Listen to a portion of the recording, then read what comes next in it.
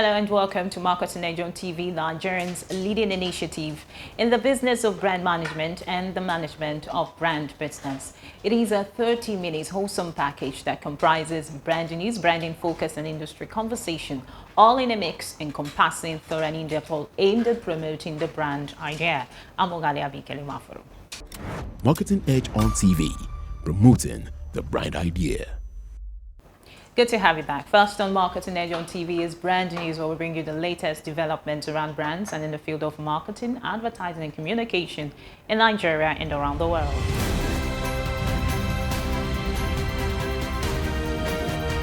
Now on Brand News.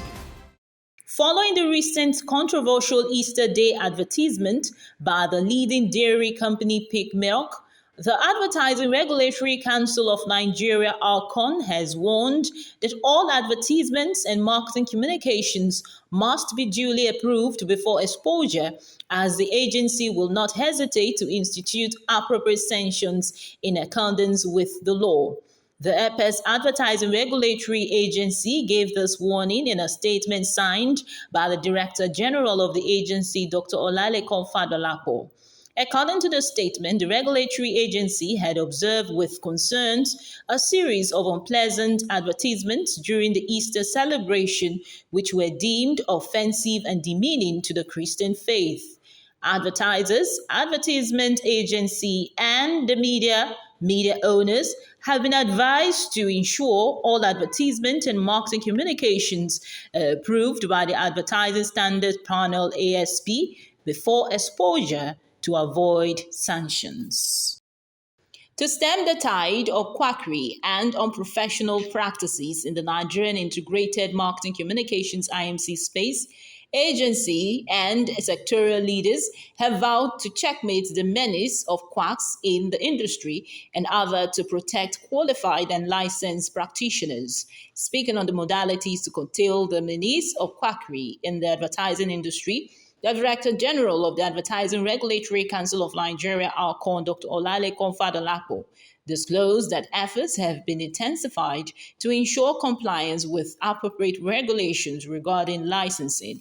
For his part, Group Managing Director of CMC Connect and President of African Public Relations Association, Yomi Badejo Okusoya, said PR practice has been threatened by the activities of interlopers and that regulations definitely have to be reviewed to address these concerns. Meanwhile, the president of the Outdoor Advertising Association of Nigeria, OA, Mr. Emmanuel Ajufo, in a recent interview with Marketing Edge, confirmed that not all out-of-home agencies were known to the body.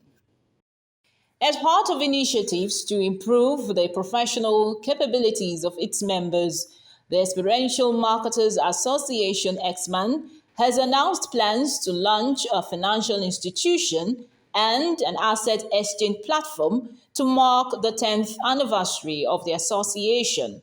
The president of the association, Mr. Tunji Adeyinka, who gave this disclosure in an exclusive interview with Marketing Edge on TV, revealed that the association has a lineup of events aimed to improve the efficiency of its members, as well as recognize professional excellence in the sector. The X-Man boss also hinted that X-Man Awards and Brand Experience Summit will hold in July this year.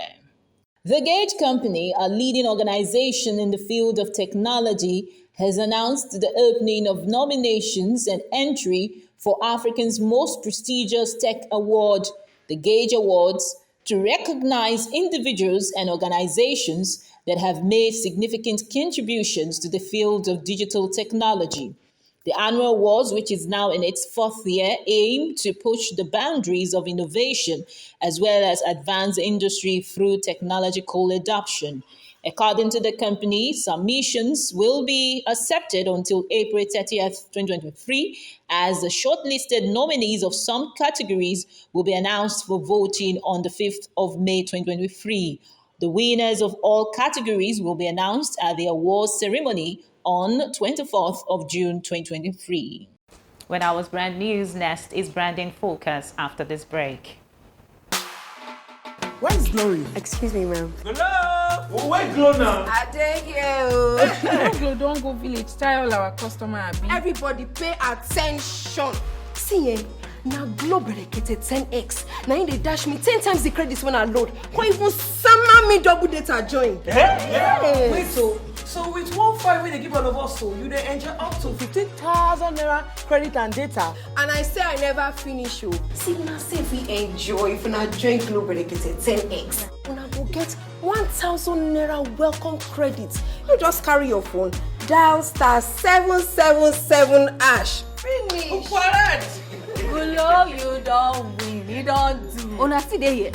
Hello, please, I'm looking for Glow. We said now Glow be dey fine. Now Glow be dey go. Okay, so Enjoy 10 times the value of your recharge on Glow Berekete 10X. You also get 1,000 naira for calls and data and double data bonus on your subscription. Marketing Edge on TV, promoting the bright idea.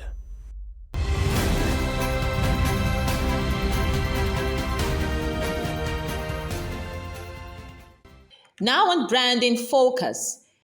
The marketing profession has evolved so much in the last few years.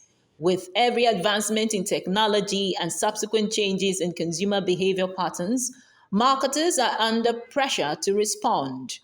That is how the profession keeps up with market trends and stays relevant. However, COVID-19 pandemic has significantly altered the landscape and changes are even more rapid. The post-COVID era has brought about big changes in how marketers can understand the needs of consumers and innovation needed to engage them meaningfully. What's more, marketers are faced with skill gap challenges when it comes to understanding the current issues within the data, tech, and digital landscape. There is also a need for improved competence in navigating risk and applying consistent approaches across the organization, as well as realizing the opportunities that changes may present. The solution to this challenge is for agencies and brand owners to identify markets that are doing well in this area and create a steering group to develop best practices, how-to guides, and immersion programs. Agencies and brand owners are also struggling with how to optimize media channels for maximum consumer engagement benefits in terms of activating the right message through the right medium at the right place and at the right time. Therefore, brand owners should ensure that agency roles and responsibilities for integrated communication planning are clear and the agencies collaborate on integrated channel plans. Brands should create an environment that encourages and stimulates innovation and provide agency contractors with remuneration incentives for innovation. And they should create a ring fence of budget for innovation test and learn pilot programs. Digital media integration is another major skill gap challenge. The skill is about influencing the development of digital media strategy and implementing digital media transformation in line with the needs of the consumer. To plug this gap, it is recommended that brands should have access to independent consultancy, not linked to the agencies. Brands should invest in training to ensure teams have the means to understand the new digital media ecosystem. They should also work with agencies to develop ongoing transparent digital strategy and reporting. There is an obvious need in the areas of understanding, managing, and executing a broad range of digital marketing and communication skill gaps.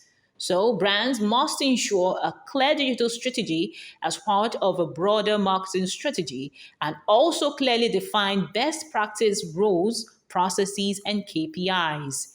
The need for brands to understand the type of agency needed to drive brand growth and manage an effective agency relationship has become more urgent. With our branding focus, next is industry conversation where we have interactions with distinguished personalities who have made great impact in the business of brand management.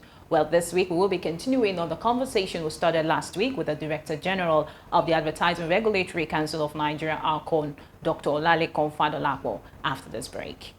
Brekete times 10. Get a Glow SIM today and enjoy 1,000 Naira sign-on bonus for voice and data. All new and existing Glow subscribers also get 10 times the value of their every recharge, plus up to double their data recharge as bonus.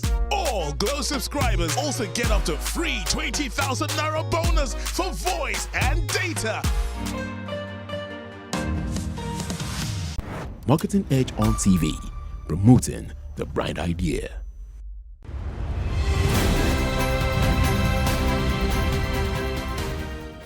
Now we have called the secondary digital media space owners and said, look, we need to do this. Check globally. In other countries, it's even worse than our own in terms of regulation. In terms of regulation, it is worse than our own. So you can't just go and because you own the space. Some other thing that I want people to also understand that we have peculiarity of our own nature in terms of advertising. In Nigeria, we don't do comparative advertising. In Nigeria, we don't do disparaging advertising. In Nigeria, we make sure that we respect culture and ethics. We make sure we respect religion. So there are so many things. You don't use superlative word. So these are some of the things we need to put down as a protocol before you can go on. And the law says before you expose your adverts, make sure that they are vetted and approved. So there's a procedure and process laid down in the law. So what we are just trying to do is we can't throw everything into the space. We're going to take one thing at a time. Already now we are engaging some stakeholders to see what and how we can improve on the present regulatory framework. We also need to engage some other stakeholders on capacity building from our own end too, to make sure that we are not playing a catch-up game.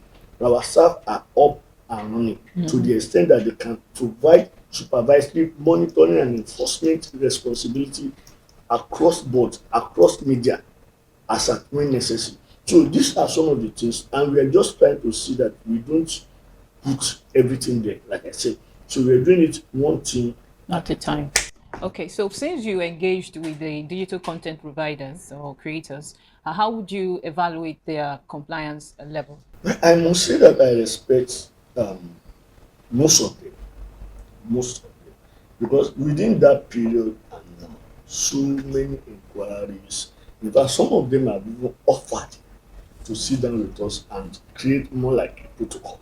Some of us have promised to help us reach out to other people. If you understand what is being done and you are sincere, I don't see any reason why you carry a play card to say no. So before the last engagement, if you check through our record, we've been on this since December last year, trying to push to say, look, we need to move into this space, we need to move into this space. So far, so good. The level of compliance is better than what it used to be. We may not get 100% immediate, but we are still pushing. And with the level of engagement we are having, we know. The only thing is that if we have any organization that is recalcitrant or any organization that choose to ignore the law or the provisions of the law, we will have no other option than to bring the entire force of the law against such organization. If you are responsible, why do we need to start running after you? So that's I think the level of compliance has been very encouraging, and we are pushing for more. Okay, so speaking about compliance level of professionals in the integrated marketing communications industry, we've observed that some clients are complacent to the regulations regarding PHP, disengagement policy, and of course payment timelines. What has been your response to that so far? You will see in recent times that we have issued some statements that has to do with some clients that we consider recalcitrant. The law is there, like I said, and we may not get to where we are headed in a day, but we are far better than where we are coming from. In other clients, what happened? So, and what are we asking for? If there is a disengagement process that does not comply with the rules of engagement as stated in our law, in the ISO, then we go after the agency, we go after the client, we go after the organization. But we know the way this thing works. until we receive petition from the practitioners. First of all, we don't need to first bring the force of law. There are sectoral groups that operate at self-regulatory level. So we give them the opportunity between the client and the agency to first engage. Then where the issues are not able to, where they are not able to resolve the issue, then they escalate, and we ensure that the issue is resolved as much as possible. It's good enough that you made mention of the ISOP regulation, the Advertising Industry Standards of Practice, and some professionals we've spoken to, believe that it's just a regulation in paper. Just, they've not been much of enforcement in that regard. What do you think, sir? Well, I beg to disagree, and like I said, everybody is also entitled to their own opinion. The first thing is let them bring cases with clear-cut records to say this is the situation. For example, I know of organizations that review their payment policy downwards to 45 days because of ISO. And I am also bold to say now, here, today, if our people, the monitoring committee, the monitoring department, goes out there and see any organization whose policy is payment after 45 days, we will have no other option than to bring the force of law against such organization. It is not like grandstanding. We are not doing grandstanding. If we have that situation, before clients write to agency and tell them that your payment will be done 90 days, I need just one letter. So it is not like we are threatening. No, we are both colleagues and partners and stakeholders in this whole conversation. But what we are saying is that for this industry to grow, all hands must be on deck. So if we have that situation today, in fact, the monitoring team of ACO has been doing some reviews with some agencies. So it is not about it's not possible. Let them bring the case and let them see what or how far we can go. Okay, so ISOP was introduced about a year, 5 months ago. So how strategic is ISOP to the introduction, or rather to the eventual introduction of the new advertising code of practice? Well, ISOP is just one of our many reforms. The code of advertising is another. Now, let me just say that the code of advertising deals primarily with the practice, while ISOP deals with contractual agreement, the framework for contractual agreement between a client and the agency. For example, under remuneration, ISOP recognizes 3 remuneration models: retainership, commission, and hybrid. ISOP did not say client must pay this. And under retainership, there are different models. ISOP did not say you must use the overhead model. Some organizations will say, let us have the overhead of the people you put on our project, and we have a markup, or we do this, we are. So there's, but you must adopt a procedure, a model out of this for compensation. So, but if you now choose to say this is the framework for the industry, you will not comply with the framework for the industry. Then the regulator will have no other option than to enforce the law as it relates to your compliance. Okay, now we understand that the new advertising law has given ARCON an enormous, mandate, enormous task, and then we are concerned if the Advertising Regulatory Agency has the capacity to enforce all the regulations as entrenched in the law. You've asked this again and again. Let me see it. I don't understand the definition of enormous. I only know that the function and mandates and scope of work has increased. Now, some things by the formal law are implied. For example, the digital media space, they are implied, but now it's clearly stated in the new law. It's clearly stated in the new law. So the enormous power, I really don't understand. The biggest thing I think has happened to us is that we have now advertising offences tribunal. So we may not need to go to the regular court. Now the law established, just like we have the security sec tribunal, another tribunal, another profession.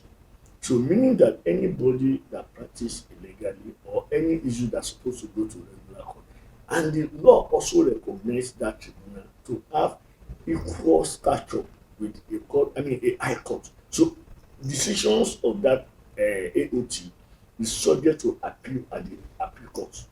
So that takes away so many things, even from the regular court. As soon as we have the inauguration of the AOT, so many things will be tried. So we have a situation where we have the law, and the law, like people will say, is reviewed to give us more scope of work.